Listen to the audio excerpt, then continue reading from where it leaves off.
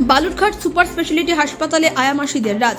হাসপাতালে মাসিদের না রাখলেই তারা রোগী ও তাদের পরিবার পরিজনদের অসহযোগিতা করছেন এবং ইচ্ছাকৃতভাবে হয়রানির মুখে ফেলছেন। এ নিয়ে গতকাল দুপুরে বালুরঘাট সুপার স্পেশালিটি হাসপাতালে আয়া মাসিদের সঙ্গে বচসায় জড়িয়ে পড়ে এক রোগীর পরিবার। পরে হাসপাতাল কর্তৃপক্ষের হস্তক্ষেপের স্বাভাবিক হয়।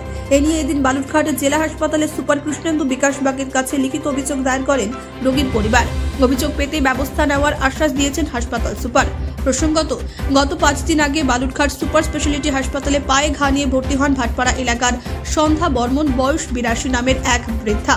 বর্তমানে তিনি সুপার স্পেশালিটি হাসপাতালে ফিমেল সার্জিক্যাল বিভাগে চিকিৎসাধীন রয়েছেন। পায়ে ঘা থাকায় রোজ ড্রেসিং করতে হচ্ছে। প্রথম দিন হাসপাতালেই ড্রেসিং করা হয়েছে, বাকি দিনগুলিতে হাসপাতালের বহির্বিভাগে ড্রেসিং করাতে হচ্ছে। এদিকে দুস্থ পরিবার হওয়ায় দুবেলা আয়া মাসি রাখতে পারেনি তারা, যার কারণে রাতের বেলা আয়া রেখেছেন। এমনকি আয়া মাসিদের কাছ থেকে ড্রেসিং না করিয়ে বহির্বিভাগে করিয়েছেন। অভিযোগ, আয়া মাসি না রাখার কারণে ওই রোগী ও তার পরিবারের সাথে অসহযোগিতা করা হচ্ছে, নানাভাবে হয়রানির মুখে ফেলা হচ্ছে। রোগীর জন্য আনা হুইল চেয়ার লুকিয়ে রাখা হচ্ছে।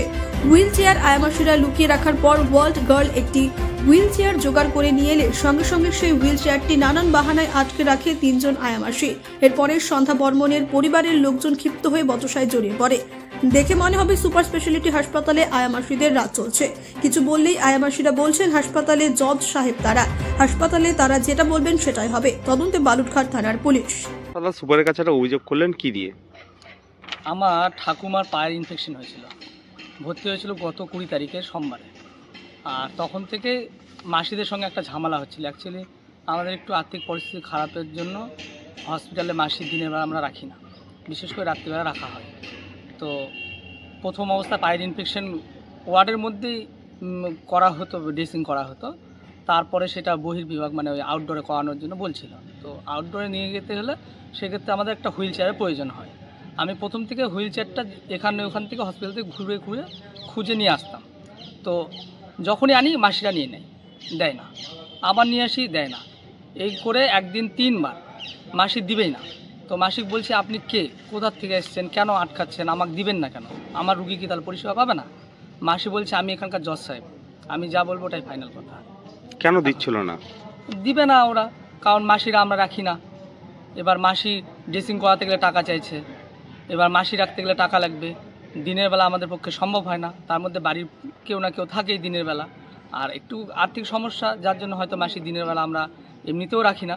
তো মাসি না রাখার জন্য এবং ওদের কাছ থেকে টাকার বিনিময়ে ড্রেসিং না করানোর জন্যই মূলত এই সমস্যাটা তৈরি করছে এবং বিভিন্ন ঝামেলা করছে।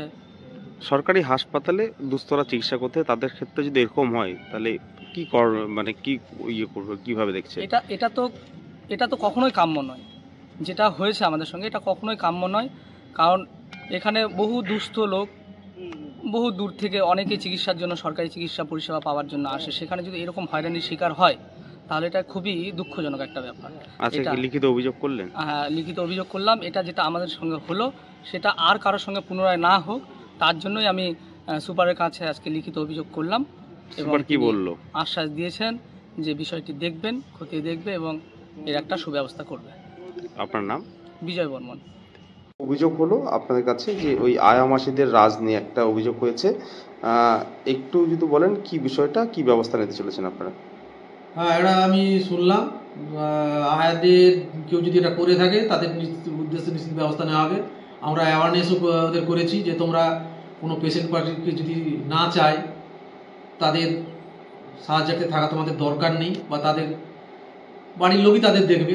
আরও যদি কেউ না থাকে তোমরা দেখো, এবং কোনো জোর জুলুম চলবে না। যদি যেরকম কিছু করে আমরা অবশ্যই তদন্ত করে ব্যবস্থা নেব। এমনি পাশাপাশি কি অ্যাওয়ারনেস কোনো মাইকিং টাইকিং? হ্যাঁ, আমরা আমাদের ইনচার্জ মারফত বা মাইকিং করে আমরা জানিয়ে দিয়েছি যাতে পেশেন্টের স্বার্থে বা পেশেন্ট পার্টিকে কোনো হ্যারাস না করা হয়, তাহলে কিন্তু কর্তৃপক্ষ ব্যবস্থা নেবে। বালুরঘাট থেকে মান্টু সিংহের রিপোর্ট, পুলিশ নিউজ।